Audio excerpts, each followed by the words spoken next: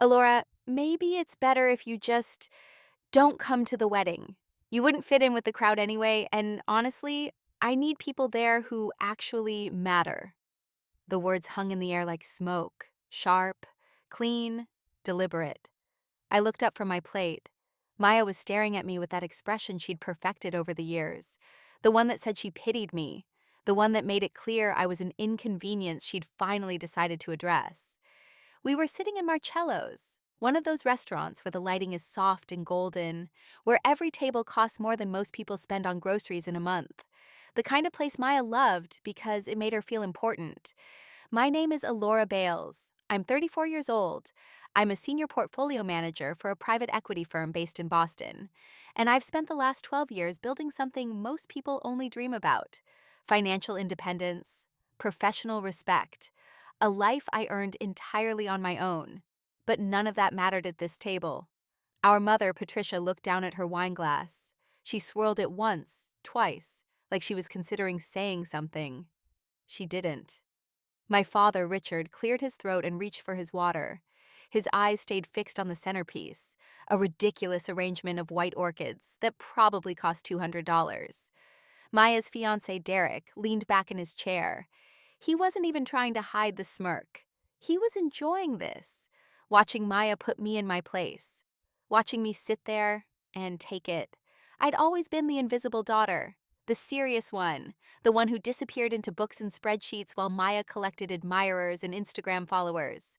She was 28 now, 6 years younger than me, and she'd spent her entire life being the family's golden child. Prettier, more charming, more socially adept. The one everyone wanted to be around. I was the one they tolerated. Maya tilted her head, her expression softening just enough to look concerned. I mean, you understand, right? It's going to be a really high-profile event. Lots of Derek's business partners, influencers, people who matter in our circle. I just think you'd feel out of place. Out of place. I set my fork down carefully. My hands were steady. My voice was calm. I understand. Good. Maya smiled, relieved. I knew you'd get it. You've always been so practical. Practical. That was the word they used when they meant boring, when they meant forgettable. Derek leaned forward, his smirk widening. Besides, weddings are expensive, right? One less guest means one less plate to pay for. Win-win. He laughed. Maya laughed with him. My mother took a sip of her wine. My father finally looked at me, just for a second, and then looked away. I pushed my chair back. The legs scraped against the floor, loud enough to cut through the ambient noise of the restaurant. I stood up slowly, smoothing the front of my dress. Navy blue, simple, expensive in a way. Most people wouldn't notice. I need to go, I said. Maya waved a hand. Oh, don't be dramatic. Sit down, finish your meal. I'm not being dramatic. I just have an early meeting tomorrow. That was a lie. But it was easier than the truth. I picked up my purse, nodded once to the table, and walked out. My heels clicked against the marble floor. I didn't look back. I didn't wait for anyone to call after me. They wouldn't. The valet brought my car around, a black Audi, sleek, quiet. I tipped him and slid into the driver's seat, pulling the door shut behind me. The silence was immediate, heavy. I sat there for a moment, staring at the city lights stretched out in front of me. Boston at night. Beautiful. Cold. Indifferent. This wasn't the first time my family had dismissed me. It wasn't even the worst. But it was the first time I realized I didn't have to accept it anymore. Maya wanted a wedding at the most exclusive resort in New England. She'd been planning it for months, posting about it constantly, bragging to everyone about the venue, the views, the prestige. She'd made it sound like she'd won some kind of lottery just by booking the place. What she didn't know, what none of them knew, was that I owned it. I'd bought the property 2 years ago through a private acquisition. It wasn't listed under my name. It was held by a shell company, one of several I used for investments. Clean, quiet, invisible, just like me. I started the engine. The dashboard glowed soft blue in the darkness. Maya thought I didn't matter. She thought I was someone she could erase from her perfect day without consequence. She was wrong. Maya had been engaged to Derek for 8 months. In that time, the wedding had become her entire identity. She posted about it every day. Instagram stories, Pinterest boards, countdowns, photos of dress fittings and flower arrangements and cake tastings. Derek was exactly what my parents had always wanted for her. A tech startup founder, charming, wealthy, the kind of man who wore expensive watches and drove a Tesla and talked about disrupting industries. They'd met at a charity gala. Derek had been a sponsor. Maya had been there as someone's plus one. By the end of the night, they were inseparable. My mother loved him. My father loved him. They talked about Derek the way they'd always talked about Maya, with pride, with certainty, with the kind of warmth they'd never quite managed with me. The wedding had become enormous. Over 200 guests, a designer dress, a live band, flowers imported from Europe. The budget had ballooned to over $200,000, and Maya had chosen Crestwood Manor as the venue. She'd been bragging about it for months, posting photos of the estate, talking about how exclusive it was, how difficult it had been to secure a booking, how lucky she was. Crestwood Manor was legendary, a 19th century estate on the coast of Rhode Island, sweeping ocean views, manicured gardens, ballrooms with crystal chandeliers and marble floors. It only hosted a handful of weddings each year, celebrities, politicians, old money families. Maya presented the venue as proof of her status, proof that she'd arrived, proof that she mattered. She had no idea I owned it. In the weeks before that dinner, my mother had been calling me, repeatedly, always with the same careful tone, always dancing around the same request. Alora, sweetheart, I know you're doing so well with your career. Maya's wedding is getting expensive. You know how these things are. Your father and I are covering most of it. But with your finance job, we thought maybe you could help. She never asked directly. She hinted. She implied. She made it sound like it would be the sisterly thing to do, the generous thing to do. I declined politely each time. I told her I had my own financial commitments, investment obligations, portfolio management responsibilities. It was true, but it wasn't the whole truth. The whole truth was that I didn't want to fund a wedding I wasn't welcome at, because even then I could feel it. The distance, the dismissal, the way Maya looked at me during family gatherings, like I was an embarrassment, like I was something she had to manage. The dinner was supposed to be a celebration, an engagement party at Marcello's, just the family, intimate. Instead, it became the moment Maya made it official. You wouldn't fit in with the crowd anyway. Those words had been echoing in my head for hours. I sat on my couch staring out at the harbor, and I kept hearing them, over and over. You wouldn't fit in. Not you're busy. Not we're keeping it small. Not we'll celebrate separately. You wouldn't fit in. The implication was so clear, it didn't need to be spoken. I wasn't glamorous enough. I wasn't social enough. I wasn't worth having in the wedding photos. I was a liability. And sitting there in my empty apartment, I realized something that made my chest tighten. I'd been funding my own exclusion, my success, my independence, my quiet dignity. None of it had earned their respect. It had only made me more invisible. They didn't see me as a person. They saw me as a resource, a checkbook, someone who could be useful when they needed money and dismissed when they didn't. My mother had called me asking for help with wedding costs. And 2 weeks later, Maya uninvited me. The math was simple, brutal. I picked up my phone. The screen lit up in the darkness. I opened my email and scrolled through the messages until I found the one I was looking for. It was from my property management team at Crestwood Manor. The subject line read, Bales Morrison Wedding, Final Contract Review. I opened it. The email was routine, professional. It detailed the final arrangements for Maya's wedding, the timeline, the guest count, the catering requirements, the total cost. Maya had put down a deposit 6 months ago. $50,000, non-refundable. The final balance was due in 4 weeks. Another 150,000. I stared at the numbers. Maya thought she'd secured this venue through charm and luck. She thought she'd won some kind of lottery. She thought it proved she was special. She had no idea the venue was mine. that every email she'd sent to the events coordinator had been forwarded to me, that I'd approved her booking personally. I'd let it happen because I thought I'd be invited, because I thought, despite everything, I was still family. I was wrong. I opened a new message and began typing. My fingers moved slowly, deliberately. The email was to my property manager. The instructions were clear. I hit send. The screen went dark. Outside, the city lights reflected on the water. Calm, steady, unchanged. But something inside me had shifted. Maya wanted a wedding that proved she mattered. She was about to learn what mattering actually cost. I didn't sleep that night. I sat at my desk, staring at the email I'd sent, wondering if I'd actually go through with it. I'm not impulsive. I'm not vengeful by nature. I've spent my entire career making calculated decisions based on data and logic. I don't act out of emotion. But something had cracked open inside me at that dinner, something I'd kept locked away for years.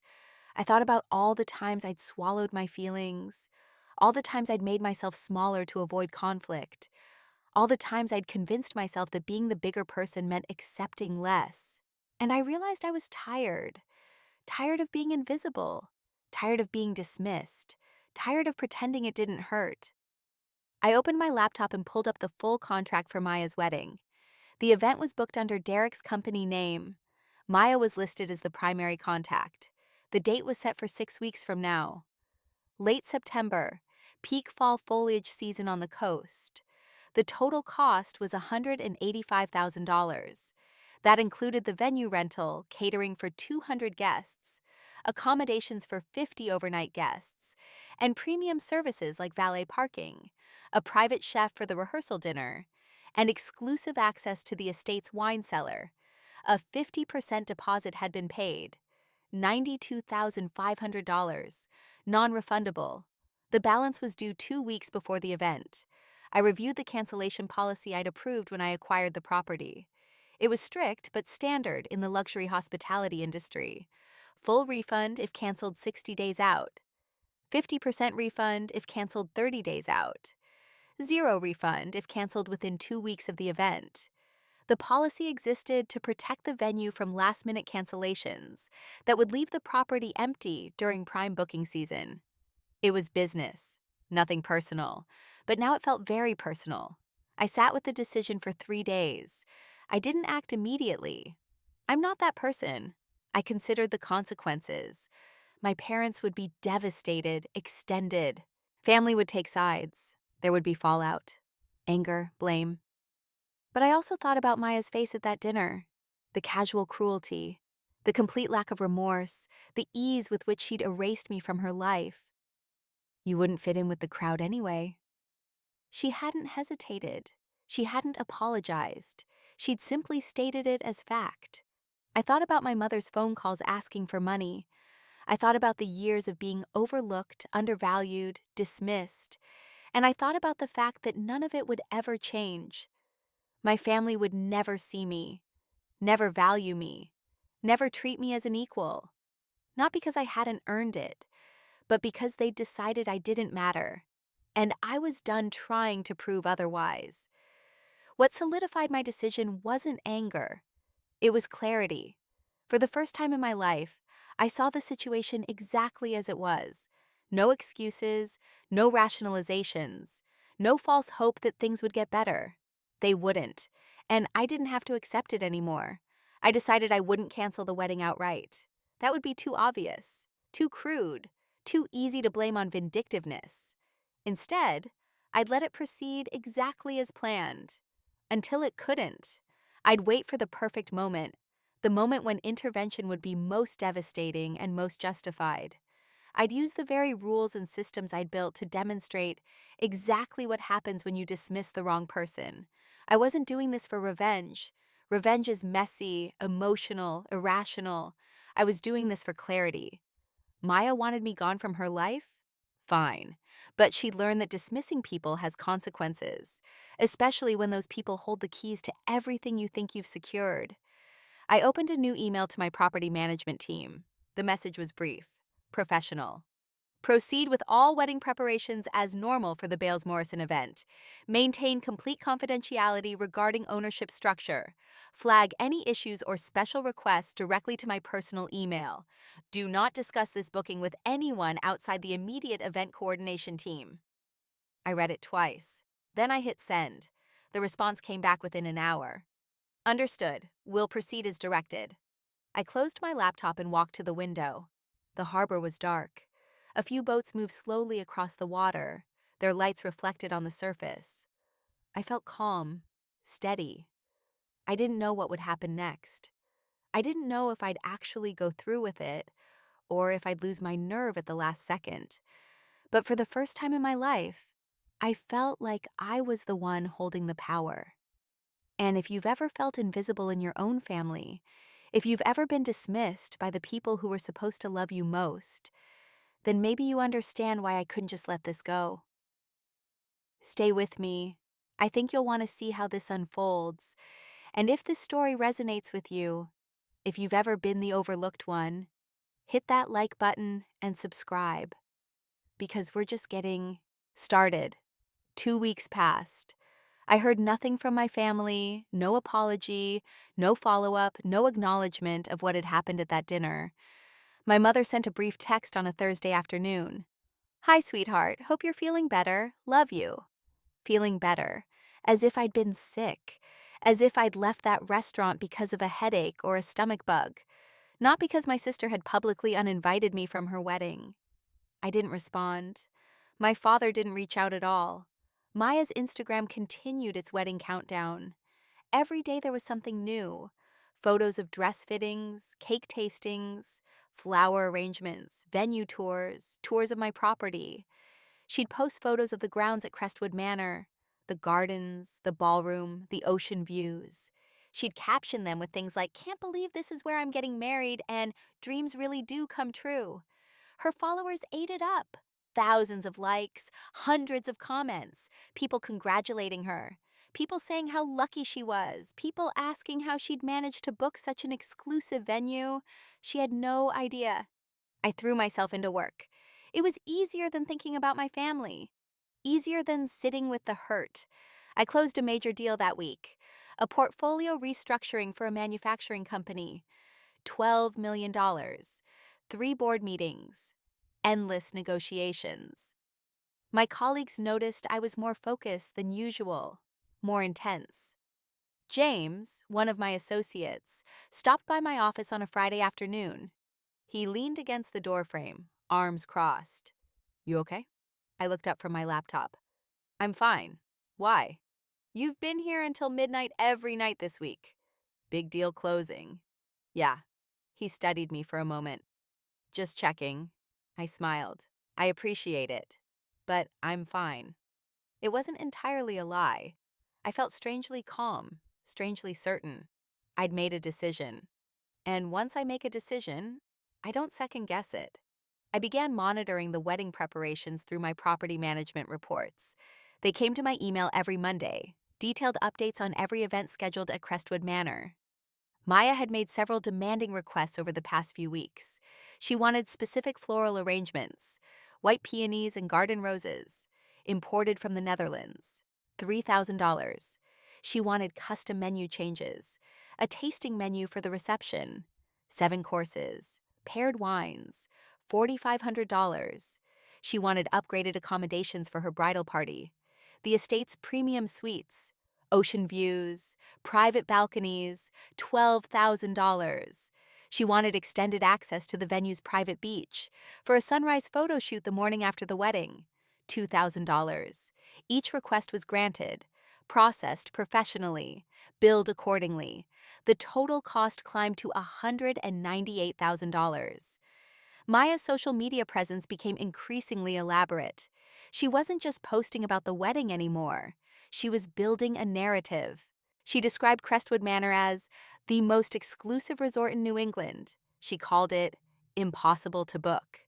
She posted photos of the venue's entrance, the stone gates, the long driveway lined with trees. She tagged the resort in every post. She shared articles about its history. She made it sound like she'd won some kind of lottery just by securing the booking. The comments flooded in. Congratulations, envy, questions about how she'd managed it. Maya responded to each one with carefully crafted humility. We got so lucky. It took months of planning. Sometimes things just work out. I watched from a distance, and I felt nothing, not anger, not satisfaction, just a strange detachment. I saw Maya's performance for what it was, a desperate need for external validation, a constant hunger for attention and admiration. Her entire identity was built on perception, on image, on the appearance of success rather than its substance. And I realized she had no idea how fragile that was. 3 weeks before the wedding, my mother created a family group chat. The message came through while I was in a meeting. Wedding Logistics was the chat name. I was included, along with my parents, Maya, Derek, and a few aunts and uncles. The messages started immediately. Travel arrangements, hotel bookings, gift registry links, rehearsal dinner plans. Every message was about Maya, what she needed, what she wanted, what would make her day perfect. I read every message, but I didn't respond. My silence went unnoticed. 1 week before the final payment was due, my phone rang. It was my property manager, a woman named Diane, professional, efficient. We'd worked together for over a year. Hi, Alora, do you have a minute? Of course, what's going on? There's been a situation with the Bales Morrison wedding. I felt my pulse quicken, just slightly. What kind of situation? Maya Bales called this morning with an additional request. She wants to extend the event by 1 day. Add a post-wedding brunch for 75 guests. Catered, full service. I was quiet for a moment. That's a significant addition. Yes, the cost would be an additional $32,000. And, Diane hesitated, she asked if we could comp it, as a courtesy. She said it's a high-profile event and the exposure would be valuable for the resort. I almost laughed. Almost. What did you tell her? I said I'd need to check with ownership and get back to her. Good. I leaned back in my chair. Tell her we'll consider the request and respond within 48 hours. Understood. I hung up. Outside my window, the city stretched out below me. Busy. Indifferent. Moving forward like nothing had changed. But something had. Maya wanted more. She always wanted more. And she thought she could get it just by asking. I wondered what she'd do when she realized she couldn't. The next morning, Catherine called me back. Her voice was calm, professional, the way it always was. I wanted to give you an update on the Bales Morrison situation. I set down my coffee. Go ahead. Maya Morrison called the resort directly yesterday. She bypassed our standard event coordination channels and spoke with one of our junior staff members. She requested the additional day and the brunch service, and she implied that she had connections with ownership. She suggested the services should be provided at no charge as a gesture of goodwill. I was quiet for a moment. Did she? Yes. I forwarded you the email chain. She followed up in writing after the call. Thank you, Catherine. I'll review it and get back to you. I opened my laptop and pulled up the emails. There were 4 messages from Maya, each one carefully crafted. The first was friendly, almost charming. She thanked the staff for their incredible service and mentioned how excited she was about the wedding. Then she mentioned the additional day. She framed it as a spontaneous idea, something that would make the event even more special. The second email turned more strategic. She mentioned her influencer platform, her 50,000 Instagram followers, the exposure she was providing the resort by tagging them in every post. She suggested that the additional services would be mutually beneficial. The third email introduced subtle pressure. She referenced several luxury brands she'd worked with. She mentioned her family's long-standing relationships in the hospitality industry. She hinted that a positive experience would lead to continued promotion of the resort. The fourth email contained the threat, carefully worded, polite, but unmistakable.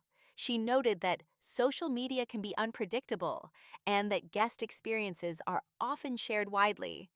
She hoped the resort would do the right thing to ensure a 5-star review. I read them twice.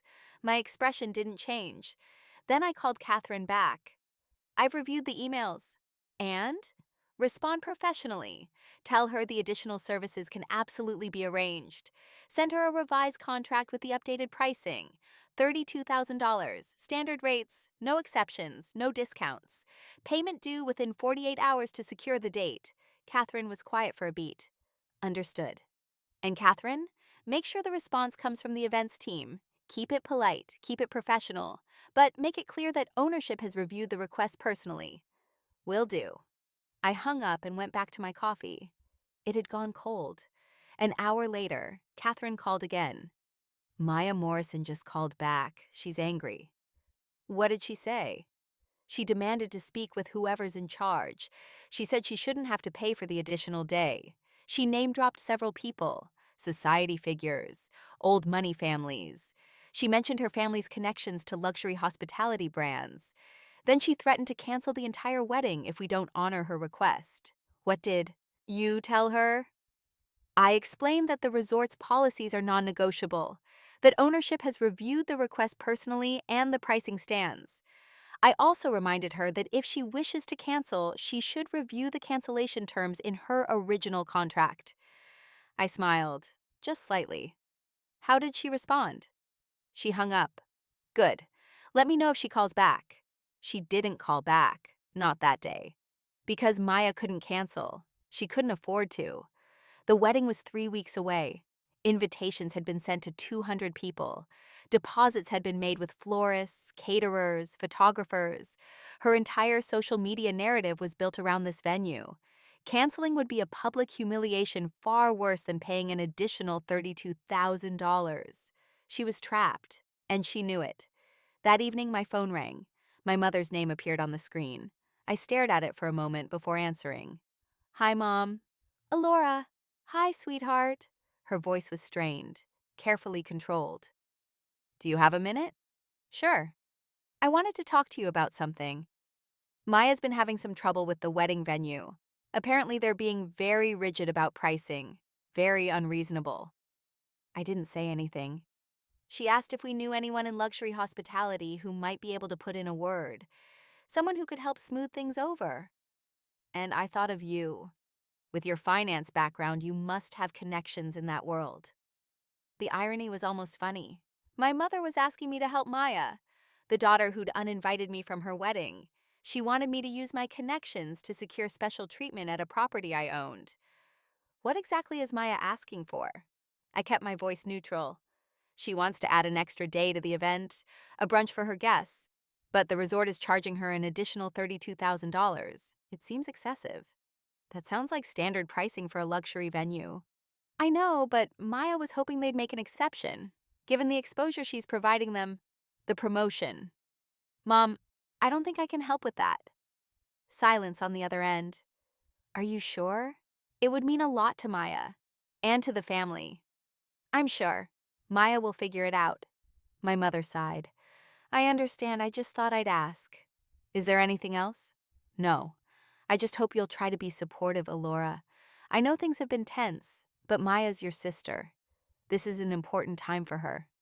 I understand. We said goodbye. The conversation ended awkwardly, the way most of our conversations ended lately. I set my phone down and walked to the window. The city lights were coming on, dusk settling over the harbor. I thought about the word family. What does it mean when family only reaches out when they need something? What does it mean when support only flows in one direction? I'd helped my family countless times, financially, emotionally, practically. I'd shown up. I'd contributed. I'd been there. And none of it had earned me a place at Maya's wedding. The next morning, I received an email notification, a payment confirmation. Maya had paid the additional $32,000. The revised contract was signed. The wedding was locked in. Total cost, $230,000. I stared at that payment confirmation for a long time, wondering if I was really going to do this, wondering if I was crossing a line I couldn't uncross. Part of me felt guilty, but another part, the part that had been dismissed and overlooked and erased for 34 years, felt something else entirely. Have you ever reached a point where being kind just felt like being a doormat?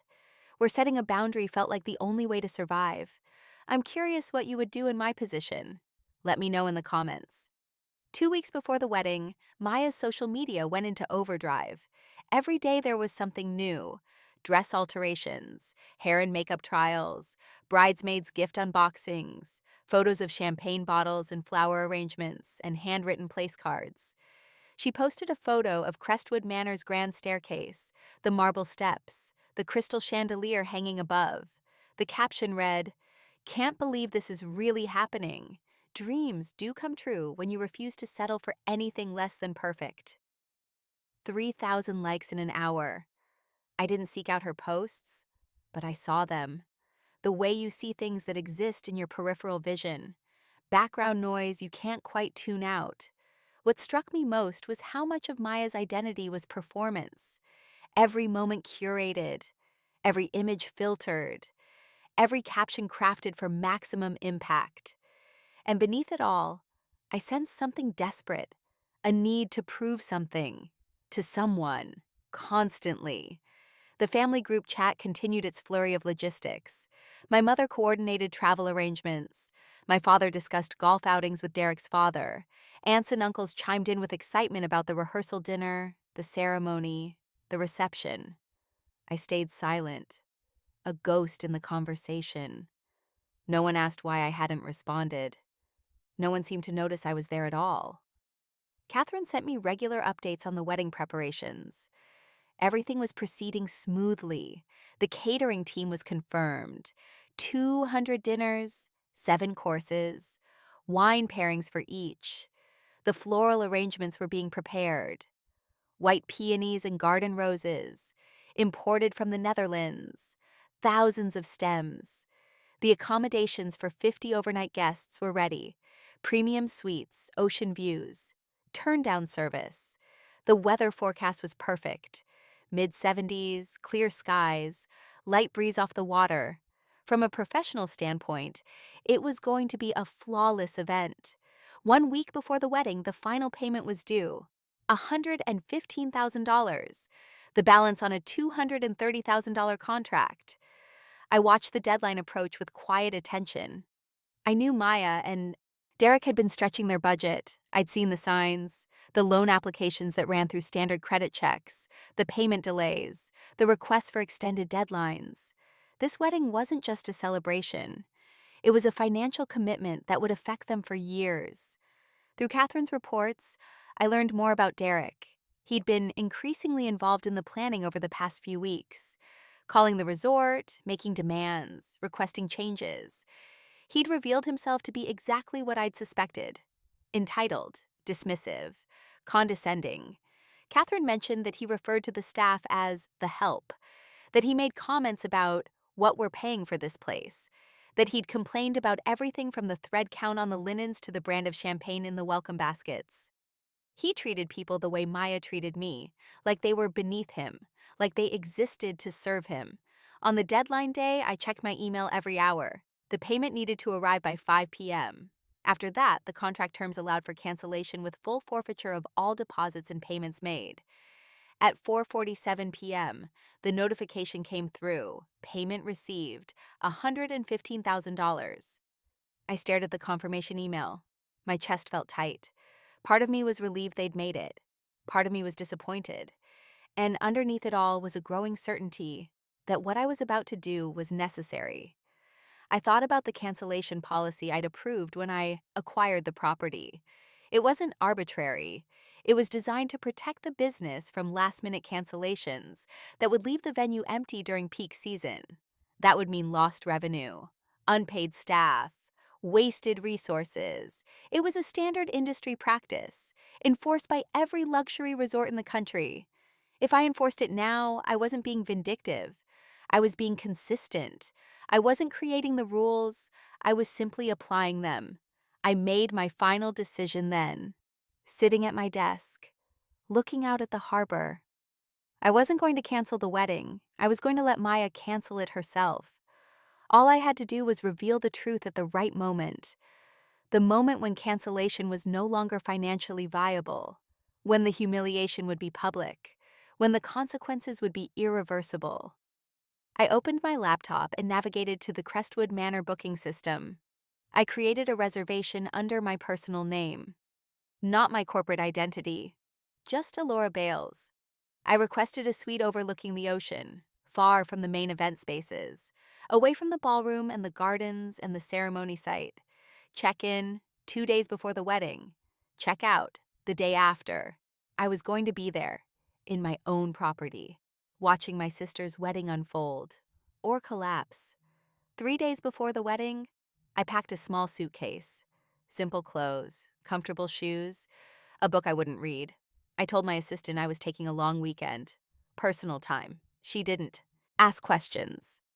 I drove north on a Thursday afternoon. The highway stretched out ahead of me, trees on both sides, late September foliage just starting to turn. It took 3 hours to reach the coast. The air changed as I got closer, salt and wind, the smell of the ocean. Crestwood Manor appeared at the end of a long driveway, stone gates, manicured grounds, the main house rising against the sky. I'd seen it in reports and photographs, but being there in person was different. It was beautiful, elegant, exactly the kind of place Maya would choose. I pulled up to the entrance. A valet approached, young, polite. He opened my door and took my keys. "Welcome to Crestwood Manor." I smiled. "Thank you." Inside, the lobby was quiet. Afternoon light filtered through tall windows. A fire burned in the stone fireplace. The front desk clerk greeted me warmly.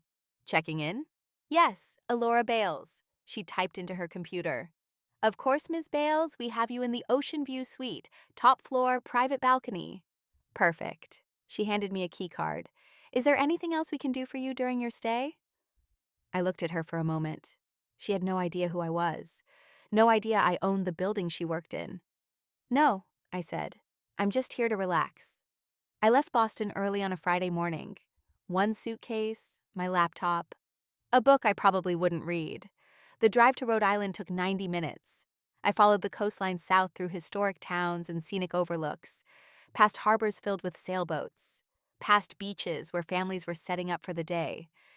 I'd made this drive dozens of times for business, site visits, investor meetings, property inspections, but never for something personal, never for something like this.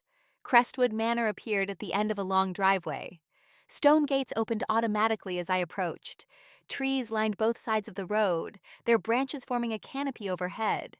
Then the house came into view. It was stunning. A restored Gilded Age estate perched on a cliff overlooking the Atlantic. 3 stories of weathered stone and tall windows. Manicured gardens stretched out on both sides. A private beach visible in the distance.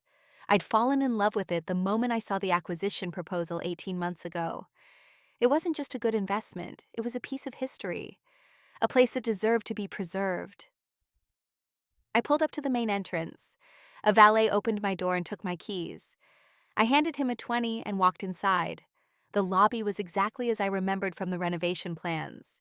Vaulted ceilings, original crown molding, a stone fireplace large enough to stand in. Afternoon light poured through tall windows, casting everything in gold. The front desk clerk smiled as I approached. "Young woman, early 20s, professional. Welcome to Crestwood Manor. Checking in?" "Yes, Alora Bales." She typed into her computer. "Perfect. We have you in the Ocean Suite, 3rd floor, corner room with a private balcony." "That sounds wonderful." She handed me a key card and a folder with information about the property. Restaurant hours, spa services, beach access. "Is there anything else we can help you with during your stay?" "No, thank you. I'm just here to relax." I tipped her and headed to the elevator. The doors closed and I watched the numbers climb. 1, 2, 3. The Ocean Suite was at the end of a long hallway. I slid the key card and pushed the door open. The room was exactly as beautiful as I'd imagined. Hardwood floors, coastal modern furnishings in soft blues and whites, a king bed with crisp linens, a marble bathroom with a soaking tub, and the view. Floor-to-ceiling windows looked out over the Atlantic. Endless water, dramatic cliffs, waves crashing against rocks below. I set my suitcase down and walked to the window. The ocean stretched out to the horizon. No boats, no land, just water and sky. From the balcony, I could see the south lawn where the ceremony would take place. Staff members were already at work, setting up white chairs in perfect rows, stringing lights through the trees, arranging tables under a massive tent. A truck was parked near the service entrance, floral arrangements being unloaded, thousands of white peonies and garden roses. Everything was proceeding exactly as planned. I watched for a while, then went back inside. I unpacked slowly, hung up my clothes, set my laptop on the desk, placed my book on the nightstand. Then I sat on the edge of the bed and wondered what I was doing. That evening, I went down to the resort's restaurant. It was called the Cliff House, floor-to-ceiling windows overlooking the ocean, white tablecloths, candlelight. The hostess seated me at a corner table, quiet, private. I ordered wine and the seafood special and settled in with my book. Halfway through my meal, I heard a familiar voice. "Yes, we have a reservation. Morrison, party of 6?" I looked up. My mother was standing at the hostess stand, talking, smiling. She was wearing a cream-colored dress and pearls. My father stood beside her. Behind them were two other couples, Derek's parents, and Maya's maid of honor with her husband. I froze. Then I carefully angled my chair, so my back was to the entrance. I picked up my book and held it in front of my face. The hostess led them past my table. My mother walked within 3 feet of me. She didn't notice. She was too busy talking about the rehearsal dinner plans. They were seated across the restaurant, far enough away that I could observe without being seen. I watched my parents laugh, toast with champagne, celebrate a wedding I'd been excluded from, in a property I owned. The irony was almost funny. Almost. I finished my meal slowly. The waiter brought dessert. I declined. "Just the check, please." As I signed the receipt, my phone buzzed. A text from Catherine. "Ms. Bales, I wanted to inform you that the wedding party has arrived and everything is proceeding smoothly. Please let me know if you need anything during your stay." I stared at the message. Then another one came through. "And I want you to know that I understand what you're doing and I support you. They've been incredibly difficult to work with." I hadn't told Catherine my plan explicitly, but she'd figured it out. She was smart, observant, she'd seen the pattern. I texted back, "Thank you. Please continue as normal. I'll let you know when it's time." She responded with a thumbs up emoji. I left the restaurant through a side exit, took the stairs instead of the elevator, walked slowly back to my room. Inside, I stood at the window again. The ocean was dark now, just the sound of waves, the distant lights of boats on the horizon. I felt the full weight of what I was doing. I wasn't proud of it. I wasn't gleeful. I was simply resolved. I thought about turning back, about revealing myself, about finding some other way to address the hurt. But then I remembered Maya's words at that dinner. "You wouldn't fit in with the crowd anyway."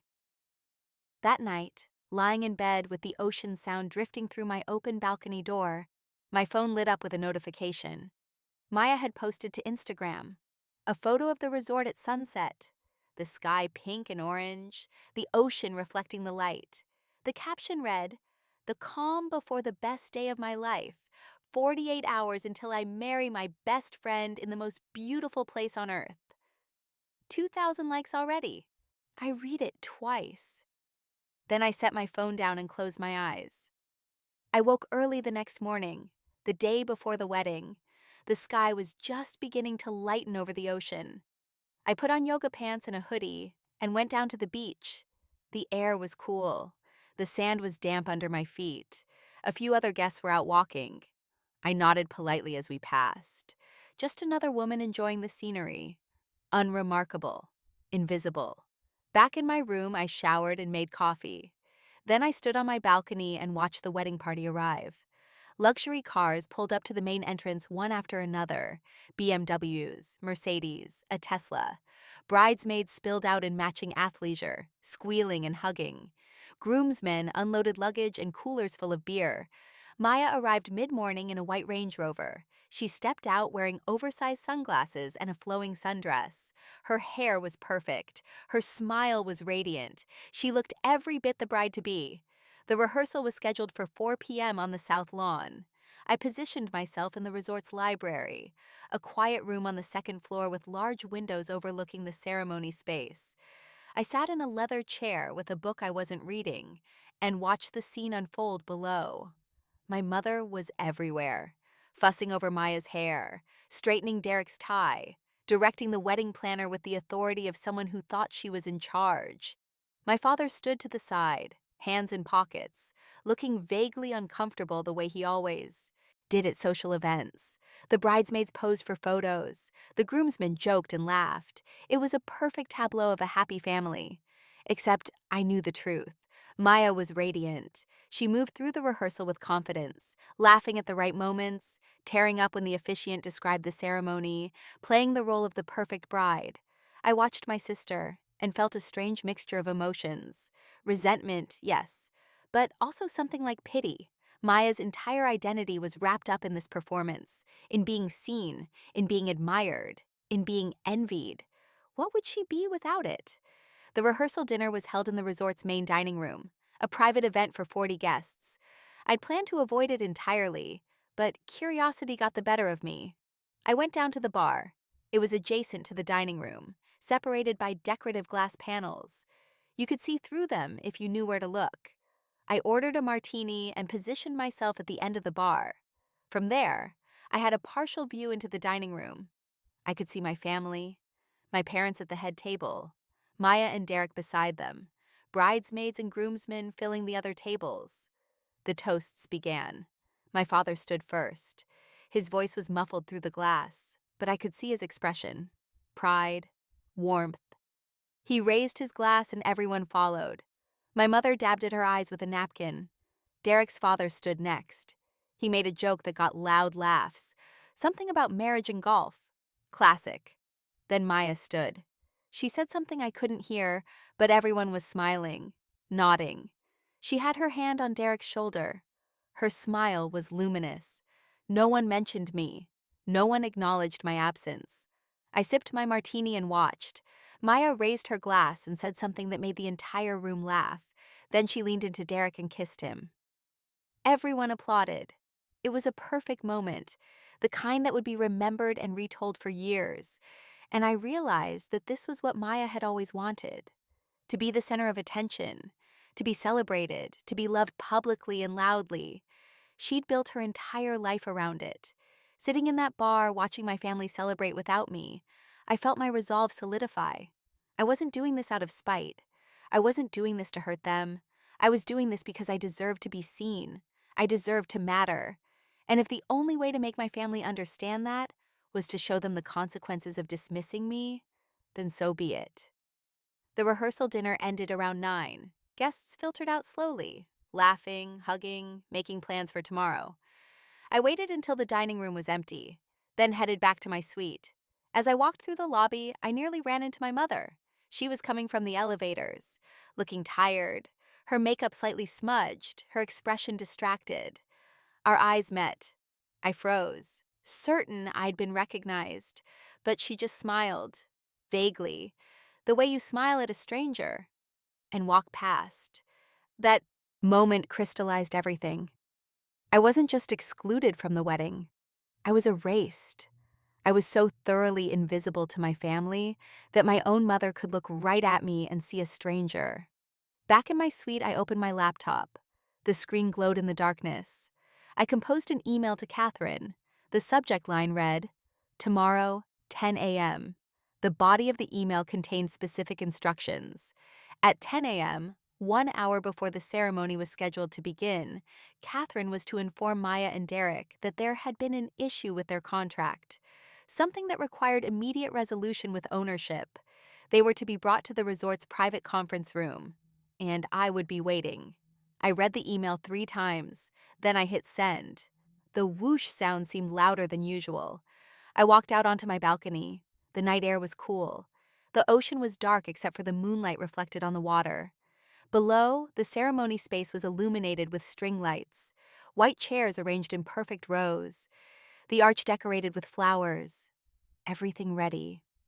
In 12 hours, it would all come crashing down. And for the first time in my life, Alora Bales would not be invisible. Standing there on that balcony, watching the lights twinkle over the lawn where my sister's perfect wedding was supposed to happen, I asked myself a question I'd been avoiding. Was I doing the right thing? Or was I becoming exactly the kind of person I'd always refused to be? Vindictive, petty, cruel. I don't know if you can answer that for me. I don't know if there's a right answer, but I do know this. Sometimes being kind to yourself means being harsh with people who've never valued you. And sometimes the only way to be seen is to make it impossible to look away. I woke at 6 a.m. on the wedding day. The sky was pale gray. The ocean was quiet. I showered and dressed in a tailored navy suit. Simple, professional, powerful. I applied minimal makeup, pulled my hair back, looked at myself in the mirror. I looked like someone who owned things, someone who made decisions. I ordered room service, coffee and fruit. I ate slowly, methodically, reviewing my notes one final time. At 9:45, my phone buzzed.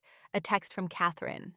They're on their way to the conference room. Maya is annoyed but complying. Derek is angry. Your parents are with them. I told them it's a contract issue that ownership needs to resolve personally. I texted back. Perfect. I'll be there in 5 minutes. I stood up, smoothed the front of my jacket, picked up my laptop. Then I walked out of my suite and down the hallway. Staff members nodded to me as I passed. Some recognized me from previous visits. Others simply responded to the way I carried myself. I reached the conference room and paused outside the door. One deep breath, then I entered. Maya was sitting at the large mahogany table. She was wearing a silk robe with bride embroidered on the back. Her hair was all ready, styled. Her makeup was half done. Derek sat beside her in jeans and a polo shirt. His arms were crossed. His expression was hostile. My mother sat across from them. She looked anxious, worried. My father sat next to her. He looked confused. Catherine stood near the door, professional, neutral. When I entered, she nodded once and quietly exited, closing the door behind her. For a moment, no one spoke. Maya looked at me with confusion, then irritation, like I was an unwelcome stranger interrupting something important. Then my mother gasped softly. Elora? I sat down at the head of the table, directly across from Maya. My voice was calm, controlled, almost gentle. Good morning. I apologize for the interruption, especially on such an important day. But there's something we need to discuss regarding your wedding contract. Maya's face shifted from confusion to anger. What are you doing here? You weren't invited. And what does this have to do with our contract? I opened my laptop, turned it so the screen faced the table, pulled up the corporate ownership documents for Crestwood Luxury Resorts. I let them read for a moment, watching comprehension dawn slowly. I own this property. I've owned it for 18 months. I'm the majority shareholder of Crestwood Luxury Resorts, which means I own this resort and 4 others like it across New England. Your wedding contract is with my company, and I'm here to discuss the terms. The room went completely silent. Maya stared at the screen, her mouth slightly open. Derek leaned forward, reading the documents, his face growing pale. My mother's hand went to her throat. My father's face reddened. Maya found her voice first, shrill, defensive. This is insane! You're lying! You don't own this place! You're just trying to ruin my wedding because you're jealous! I didn't react. I pulled up additional documents, acquisition records, corporate filings, property deeds. I slid printed copies across the table. I'm not lying, and I'm not here to ruin your wedding. I'm here to enforce the terms of your contract, which you signed and agreed to. Derek stood up, his voice rising. This is ridiculous. We paid for this wedding. We have a contract. You can't just cancel it because of some family drama. I remained seated, my voice level. You're right. You do have a contract. And according to that contract, any breach of terms or failure to comply with resort policies can result in immediate cancellation without refund. You've been difficult with my staff. You've demanded services you refuse to pay for. You've treated my employees with disrespect. Any one of those things would be grounds for cancellation. My mother finally spoke, her voice trembling. Elora, please. This is your sister's wedding day. Whatever issues you have with Maya, can't we discuss them after? Can't we just let this happen? I looked at my mother, and for the first time, emotion cracked through my composure. You want me to let it happen? The way you let Maya uninvite me from her wedding? The way you let her tell me I don't matter, that I wouldn't fit in? The way none of you said a single word in my defense? Maya's voice was sharp, defensive. I didn't uninvite you. I just said you didn't have to come if you didn't want to. Stop being so dramatic. I closed my laptop, stood up. Here's what's going to happen. You have two choices. I looked at Maya directly, held her gaze. Option 1, you acknowledge what you said. You apologize sincerely. And you ask me, not tell me, ask me if I'd be willing to let this wedding proceed. I paused. Option 2, I enforce the cancellation clause in your contract. You lose your entire deposit, $230,000, and you explain to your 200 guests why there's no wedding today. The room erupted. Maya started crying, loud, theatrical. You can't do this! You can't do this to me!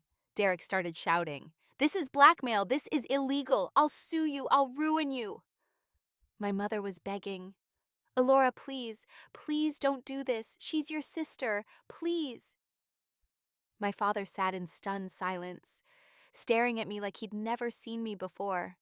And I stood at the head of the table, calm, steady, waiting for someone to make the right choice. The conference room descended into chaos, overlapping voices, accusations, pleas. Maya was sobbing, mascara running down her face, her carefully styled hair falling loose. Derek was pacing, alternating between angry threats and desperate pleas. My mother was trying to mediate, her voice high and strained. Everyone just calm down, we can figure this out. My father finally spoke, his voice heavy, disappointed, but the disappointment was directed at me, not Maya. Alora, this is beneath you. I don't care what Maya said. This is vindictive and cruel. You're better than this. I turned to him, my voice steady but edged with pain. Am I? Am I better than this? Because for 34 years, I've been better than this. I've been quiet and patient and understanding. I've accepted being overlooked and dismissed and erased. And where did it get me? Not invited to my own sister's wedding, so maybe I'm tired of being better than this. Maya's tears shifted into anger. She stood up, pointed at me. You've always been jealous of me. Always. You couldn't stand that I was happy, that I found someone who loves me, that I have friends and a life. So you're sabotaging the most important day of my life because you're bitter and alone. I didn't flinch. I'm not jealous, Maya. I'm hurt. There's a difference. I've never begrudged you your happiness. I've never tried to diminish your success. But you've spent our entire lives making me feel like I don't matter. And at that dinner, you made it explicit. You told me I don't fit in. You told me I don't matter. And Mom and Dad said nothing. My mother tried to minimize it, the way she always did. Alora, Maya didn't mean it that way. You're taking it too personally. She was just stressed about the wedding planning. Stop. My voice was sharp. Just stop. Don't tell me how to interpret my own experience. Don't tell me what Maya meant. I know what she meant. And so do you. Derek, desperate and cornered, tried a different approach. If you cancel this wedding, I'll sue you. I'll sue this resort. I'll make sure everyone knows what you did. Your reputation will be destroyed. I looked at him. Something close to pity in my expression. Sue me for what? Enforcing a contract you signed? Good luck with that. And as for my reputation, I've built it on competence and integrity. What have you built yours on? Instagram posts and borrowed credibility? Derek's face flushed red, but he didn't respond. Maya collapsed back into her chair, her face in her hands. For a moment, the room was silent except for her muffled sobs. Then she looked up, her eyes red and swollen, and she said something that surprised everyone. You're right. Everyone turned to look at her. She wiped her face with shaking hands, her voice small, broken. You're right. I did say those things. And I meant them. Not because you don't matter, but because I've always felt like I had to compete with you. She took a shaky breath. You're smarter than me. You're more successful than me. You don't need anyone's approval. And I've spent my whole life needing everyone's approval. The confession spilled out in a rush. I uninvited you because I didn't want you at my wedding, reminding everyone that you're the accomplished one, the successful one, the one who made something of herself. I wanted one day where I was the star, where I was the one everyone admired. And I knew if you were there, I'd just be Maya, the pretty one, the shallow one, the one who married well because she couldn't do anything else. The room went completely still. My mother looked stricken, her hand over her mouth. My father stared at Maya as if seeing her for the first time. Derek looked uncomfortable, like he'd just realized something about the woman he was about to marry. And I felt something shift inside my chest. Not forgiveness, not yet, but understanding. I sat back down, my posture softening slightly. Maya, I never wanted to compete with you. I never wanted you to feel less than. I just wanted to be seen. I wanted to matter. And I wanted my family to stand up for me when someone, even you, tried to erase me. I looked around the table, meeting each person's eyes in turn. So here's my question. If I let this wedding happen, if I step back and let you have your perfect day, what changes? Do I go back to being invisible? Do we pretend this conversation never happened? Or does something actually shift? My mother spoke first, her voice quiet. Things will change. I promise. We'll do better. My father nodded. We should have said something at that dinner. I'm sorry we didn't. Derek said nothing. He just looked down at the table, and Maya looked at me, tears still streaming down her face. I don't know, but I'm asking you, please, let me have this day. And I promise I'll do better. I stared at her for a long moment. This was the moment, the decision point. I could say no. I could enforce the cancellation. I could watch Maya's perfect wedding collapse and know that I'd finally been seen, finally mattered. Or I could say yes. I could let it happen. I could take the risk that Maya's promise meant something. The room was silent, waiting. I sat in silence, looking at my sister's tear-stained face, at my mother's desperate hope, at my father's quiet shame. I thought about what I came here to do, what I wanted to prove, what I needed them to understand, and I realized I'd already accomplished it. They saw me now. They couldn't unsee me. I spoke slowly, carefully. If I let this wedding happen, it's not going to be on your terms. It's going to be on mine. And here's what that means. I outlined my conditions. Maya, you will publicly acknowledge what you said and apologize. Not just to me privately, but to the family, in front of the wedding guests. Maya nodded, her eyes wide. Mom, Dad, you will acknowledge your role in making me feel invisible, and you will commit to family therapy, to address the favoritism that's defined our family dynamic. My mother's face crumpled, but she nodded. Derek, you will write a formal apology to every staff member at Crestwood Manor for your disrespectful behavior, and you will make a $10,000 donation to the resort's employee fund. Derek's jaw tightened, but he didn't argue. I will be given a role in this wedding, not as an afterthought, but as an honored guest, seated in the front row, acknowledged in the program. I paused. And finally, Maya, you will use your platform, your Instagram, your influence, to tell the truth about what happened, about how you treated your sister, and what you learned from it. The room was silent. Maya listened to every word, her expression shifting from desperation to something like relief. She nodded slowly. Okay, yes, I'll do all of that, I promise. Derek bristled. This is extortion. You're holding the wedding hostage to humiliate us. My voice was sharp. No, Derek, I'm giving you the opportunity to demonstrate that you're capable of growth, of accountability, of basic human decency. If that feels like humiliation, maybe that tells you something about yourself. He looked away. My mother spoke quickly, desperate to salvage the situation.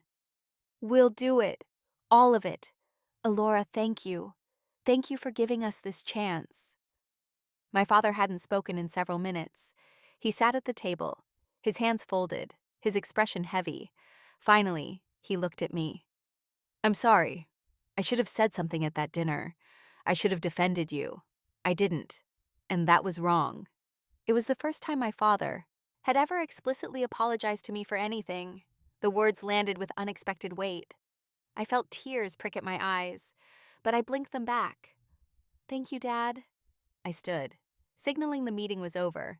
"The wedding will proceed as planned, but I'm going to be here, watching, making sure you keep your word. And if you don't, if any of you tries to back out of these terms, I will not be forgiving a second time." The room erupted into motion. Maya rushed to the door. She needed to fix her makeup, redo her hair. Derek started making calls, adjusting the seating chart, informing the wedding planner of the changes. My mother began drafting a statement for Maya to read during the reception. My father sat quietly, processing everything that had happened. Catherine appeared at the door. She'd clearly been listening from outside. She caught my eye and gave a small, approving nod. I walked over to her, spoke quietly. "Let's make sure this wedding is perfect. They're going to remember this day for a very long time." She smiled. "Absolutely." Over the next hour, I oversaw the final preparations from behind the scenes. I ensured that a seat was added to the front row for me, that my name was added to the program, that the staff was informed of the changed dynamics. Then I went back to my suite. I changed into an elegant dress I'd brought just in case, deep emerald green, simple but striking. I did my own makeup, pulled my hair into a low chignon, looked at myself in the mirror. I didn't feel triumphant. I didn't feel vindictive. I felt tired and sad and strangely hopeful. I'd forced my family to see me, but I'd also given them a chance to do better. Whether they took it or not was up to them. My phone buzzed. A text from Maya. "I'm scared to walk down that aisle knowing you're watching, but I'm also grateful you're there. Thank you for not giving up on us." I read it twice. Then I put my phone away and headed downstairs. The ceremony was about to begin. I arrived at the ceremony space 15 minutes before the processional. Guests were already seated, dressed in elegant attire, chatting quietly. I walked down the aisle to my front row seat. Heads turned. People whispered. Some recognized me from family gatherings years ago. Others wondered who this composed, elegant woman was, and why she was seated in a place of honor. For the first time in my life, I was visible at a family event, not hidden in the back, not cropped out of photos, not dismissed as unimportant. I was front and center, and everyone could see me. It was uncomfortable and empowering in equal measure. The music began. The bridesmaids walked down the aisle in their blush pink dresses. The groomsmen followed. Then Derek took his place at the altar. He looked nervous, subdued. And finally, Maya appeared. Her arm linked with my father's. Her dress was stunning, white lace and silk, a long train. Her face was radiant despite the morning's chaos. She walked slowly, carefully, her eyes scanning the guests. When she saw me in the front row, she paused, just for a second. Then she kept walking. The ceremony proceeded traditionally. The officiant spoke about love and commitment. Readings were performed by friends and family members. Vows were exchanged.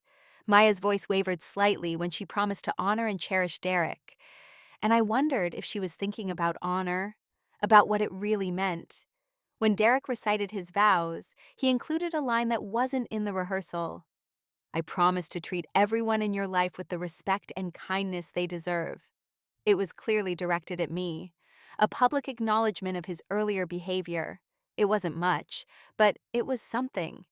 The officiant pronounced them married. Derek and Maya kissed, the guests applauded, and I clapped along with everyone else. I felt a strange mixture of emotions. I was happy for Maya, in a complicated way. I was also aware that this moment wouldn't be happening if I hadn't forced the issue. As Maya and Derek walked back down the aisle, Maya's eyes found mine. For a moment, we just looked at each other. Then she mouthed two words. "Thank you." I nodded once, and the moment passed. The reception was held in the grand tent on the south lawn. round tables decorated with elaborate floral centerpieces, a band playing jazz standards, waiters circulating with champagne and hors d'oeuvres. I was seated at a table with extended family members, aunts and uncles and cousins I hadn't seen in years. They treated me with polite curiosity, asking about my work, my life in Boston, my apartment overlooking the harbor. I answered their questions, made small talk, smiled. The speeches began after dinner. Derek's best man told funny stories about their college days. Maya's maid of honor gave a tearful tribute to their friendship. Then my mother stood to speak, and the room went quiet. Her speech was carefully crafted, clearly written in the hour after the conference room meeting. She talked about both her daughters, about Maya's joy and Alora's strength. Then she said explicitly, "I want to acknowledge that I haven't always been fair to both my daughters. I've let one shine while the other stood in shadow. And that was wrong. Alora, I'm sorry, and I'm grateful you're here today." The guests didn't know the full context, but they sensed something significant was happening. Some people looked confused, others nodded approvingly. I felt exposed, but also validated. My mother had just publicly acknowledged what I'd felt my entire life. My father spoke next. His words were brief but meaningful. "To my daughters, both of you, I'm proud of who you've become, and I'm committed to being a better father to both of you." It wasn't eloquent, but it was sincere. Then Maya stood, holding a microphone, her hands shaking slightly. She looked directly at me and began to speak. "Before I thank everyone for being here, today I need to say something important, something I should have said a long time ago." The room went silent. Everyone was watching her. Maya's voice was steady but emotional. "Most of you know my sister Alora. Some of you might have noticed she wasn't included in the wedding party, that she hasn't been as involved in the planning as you'd expect, and I want to tell you why." The room went completely silent. Guests exchanged glances. Derek looked uncomfortable. My mother dabbed at her eyes. Maya continued, "A few weeks ago, I told Alora she didn't need to come to my wedding. I told her she wouldn't fit in. I said it because I was insecure, because I've spent my whole life feeling like I had to compete with her, because I was afraid of being overshadowed. And I was wrong, so wrong." Her voice cracked. "Alora is the strongest, most accomplished, most independent person I know. She built a career I can't even comprehend. She's financially successful beyond anything I'll ever achieve. And instead of celebrating her, instead of being proud to have her as my sister, I pushed her away. I made her feel like she didn't matter. And that's something I'll have to live with." Maya looked directly at me, tears streaming down her face. "Alora, I'm sorry. I'm sorry for what I said. I'm sorry for making you feel invisible. I'm sorry for taking you for granted for 34 years. You deserved better from me, from all of us. And I'm grateful, so grateful, that you're here today, despite everything." Then she said something that surprised even me. "And I want everyone here to know something else. This resort, this beautiful place where we're celebrating today, is owned by my sister. She built this, she created this, and she had every right to refuse to host this wedding after how I treated her. But she didn't. She gave me a chance to make things right. And that's the kind of person she is." The guests erupted in murmurs. People turned to look at me with new eyes. Some applauded. Others looked shocked. I felt my face flush, but I held Maya's gaze, nodded slightly to acknowledge her words. Maya concluded, "So this wedding isn't just about Derek and me. It's about family, and about learning to value the people who've always been there, even when we didn't appreciate them. Alora, I love you, and I promise to do better." The room erupted in applause. People stood. Maya walked over to my table, and we embraced for the first time in months. It was awkward, emotional, imperfect, but it was real. The reception continued with a different energy. Guests approached me to congratulate me, to ask about my business, to express admiration. I was no longer invisible. I was the woman who owned the resort, the woman who forgave her sister. the woman with her own story. Later in the evening, Derek approached me privately. He was clearly uncomfortable but determined. "I owe you an apology. I was an ass to your staff, and I was dismissive of you. I'm sorry, and I promise to do better." I accepted the apology with a simple nod. "Thank you. And congratulations on your marriage." My mother and father both sought me out during the reception. My mother hugged me tightly, whispering, "I'm so sorry, sweetheart. I didn't realize how much I'd hurt you." My father squeezed my shoulder. "I'm proud of you, not just for what you've built, but for how you handled this." Near the end of the reception, Maya approached me again. "Will you dance with me?" We moved to the dance floor together, and for a few minutes, we were just two sisters, swaying to the music, beginning the long process of rebuilding something that was broken. As the evening wound down, I slipped away from the reception, walked down to the beach. I stood at the water's edge, listening to the waves, feeling the cool night air on my skin. I was exhausted, emotionally drained, but I also felt something I hadn't felt in a long time: peace. My phone buzzed with a notification. It was from Maya's Instagram. She'd posted a photo of the two of us dancing, with a long caption that began, "Today I married the love of my life, but I also learned something more important." I opened the post and read the full caption. "Today I married the love of my life, but I also learned something more important. I learned that family isn't just about showing up for the good moments. It's about acknowledging when you've failed someone. It's about apologizing. It's about doing better. My sister Alora has been invisible to me for too long, not because she wasn't there, but because I refused to see her. Today she gave me a gift I didn't deserve: forgiveness. And I'm going to spend the rest of my life earning it. I love you, Alora. Thank you for not giving up on us." The post already had thousands of likes, hundreds of comments. I closed my phone and looked back out at the ocean. The waves kept coming, steady, relentless, unchanging. And I realized that I'd done what I came here to do. I'd made myself seen, not through cruelty, not through revenge, but through truth. I read Maya's Instagram post in full. It was honest, vulnerable, surprisingly self-aware. She wrote about her insecurity, about the toxic comparison she'd internalized, about how she'd hurt me and what she learned from it. She tagged me, acknowledged the resort ownership, encouraged her followers to reflect on how they treat the people in their own lives. The post went viral within hours. Comments flooded in, thousands of them, people sharing their own stories of family favoritism, sibling rivalry, the journey toward healing. Maya's vulnerability resonated, and I realized that my sister was finally using her platform for something meaningful. The next morning, I had breakfast on my suite's balcony, watching the ocean. The wedding guests were checking out, loading cars, heading back to their lives. The resort would return to normal operations, and I would return to Boston, to my work, to my life.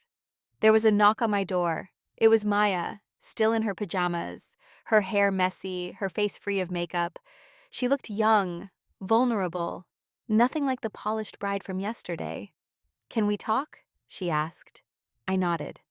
"Come in." She sat on the balcony with me, and we talked, really talked, for the first time in years. We discussed our childhood, our different experiences of the same family, the ways we both felt inadequate in different ways. Maya admitted that she'd always envied my independence, my self-sufficiency. I admitted that I'd always envied her ease with people, her ability to be loved so openly. We didn't solve everything in one conversation. Years of hurt don't disappear overnight, but we began to understand each other in a way we never had before.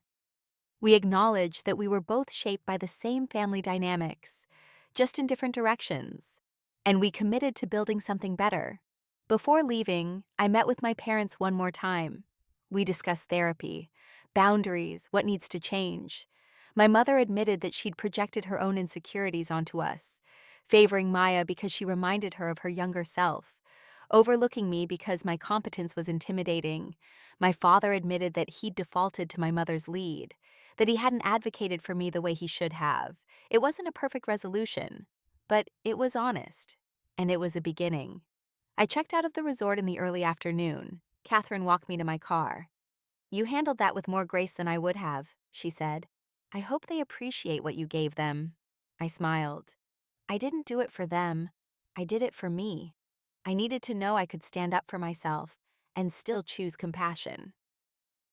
As I drove back to Boston, I reflected on everything that had happened. I didn't regret what I did. I didn't regret the confrontation, the ultimatum, the terms I set, but I also didn't feel the satisfaction I thought I would. Revenge, I realized, isn't as fulfilling as people imagine. What's fulfilling is being seen, being valued, being treated with the dignity you deserve. Back in Boston, I returned to my life with a different perspective. I was still the same person, driven, independent, successful, but I was also someone who knew her worth, who wouldn't accept being diminished, who understood that family is complicated, but worth fighting for when there's genuine willingness to change. Weeks later, I received a package from Maya. It was a framed photo from the wedding, the two of us dancing, both smiling, both present. The inscription on the back read, "To the sister I should have celebrated all along, thank you for not giving up on us. Love, Maya." I placed the photo on my bookshelf, next to my business awards and my diplomas. It was the first family photo I'd ever displayed in my apartment. That evening, I sat on my balcony overlooking Boston Harbor, a glass of wine in hand, watching the sunset. Thought about visibility and invisibility, about power and vulnerability, about revenge and forgiveness. And I realized that the greatest revenge isn't destruction. It's becoming so completely yourself that you no longer need anyone's validation to know you matter. I'm Alora Bales. I'm 34 years old. I own a $15 million property portfolio. And for the first time in my life, I don't need anyone to see me to know I'm here. I don't know what will happen with my family in the long run. Maybe we'll grow closer. Maybe we'll remain distant but respectful. But I know this: I'll never be invisible again. Not to them and not to myself. If this story resonated with you, if you've ever had to fight to be seen in your own family, I hope it reminded you that you're worth fighting for. Thank you for staying with me through this journey. If you found something valuable here, if you felt something, please hit that like button and subscribe. Your support means more than you know. And remember, peace isn't about getting even. It's about knowing your worth and refusing to accept anything less.